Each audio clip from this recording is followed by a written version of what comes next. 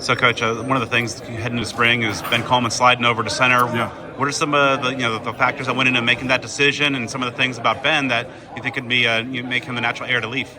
Yeah, we just, like when you get a kid like Ben who can, you look at Ben's history. He's played tackle at Cal. He came here to play guard.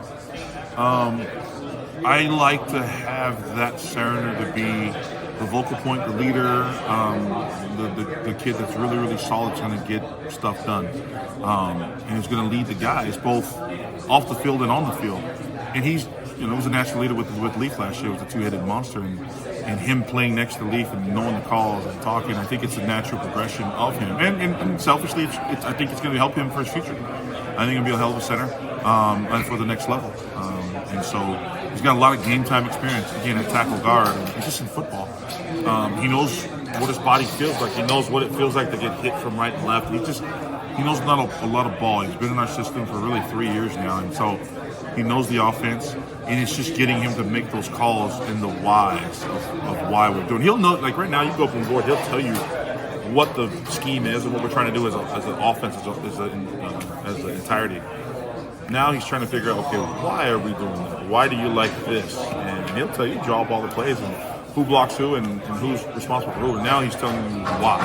And that's why I think in the center position, as long as you can figure out the whys and why you make decisions and do it at a fast tempo, I think it'd be a good move for you. So that just his intelligence, his experience, I think is good. Why we did it. We need a guy. Coach, I always hear how obviously O-lines want to run the ball and like set that physicality, that tone. Well, obviously last year it paid off, but I say that because this year you guys obviously last year finished last PPA. Obviously that other teams are preparing for you, but kind of overlooked. So now that you have a target on your back, how much more is exciting does it make it for your group? Yeah, it is. It's whether you say that, hey, don't worry about it. When you're picked last, you go out there and shoot your shots and start firing off. And, hey, F it. What happens, happens. And we try to keep that same mentality now that we're in this position where it's like, all right, we did what we were supposed to do as a team. And then we got to do it again. Now it's different because now we're not sneaking up on teams. Now they're ready. Now they're going to prepare just a little bit. Not that they weren't last year, but now they might, spend an extra day on what we do. So, and quite frankly, last year you also factor in that Marcus just came in. So teams weren't really sure what we were doing, what's our identity, because we got a new offensive coordinator. We weren't very good. And now it's like, all right, everybody's back. The system's back. So now they have a little bit more to prepare in the offseason for us. So nothing changes in our mind. They know that we're not sneaking up on people. We're not,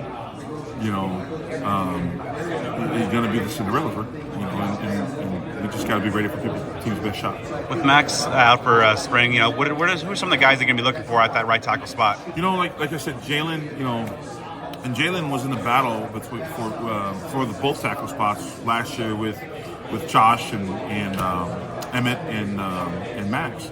And so Jalen obviously will fill in and get rep on both sides, and he will battle both of those guys. And it's nice to have three guys, but also young guys. You factor in a champ, Westbrooks, who came in at 245 pounds, and now he's about 290. And and credit to Joe and Taylor, Joe in the weight room and Taylor in the nutrition, that the kid is starting to push. And we lost Bram, unexpected injury, Bram Walden, and so we replaced Bram and we got Xander Ruggieri, who was a 6'7" kid from Bishop Gorman, went to Nebraska, and for whatever reason didn't work out, and he's here. So they both look good, and Champ is probably more the athlete, where Xander is more of the rugged, hit you in the face and ask questions later. So it's a good mix. And so you got those young guys kind of rolling through that to where we're figuring out having Max being out is a blessing for those young guys. It's opportunity. So we're excited, and they get to get the reps, and Josh gets more reps to get better and play in that left tackle position. So we got a good squad, and then you factor in the guys that have been in the program for a year, and Caden and Connor Cameron and Caden Hackle. Then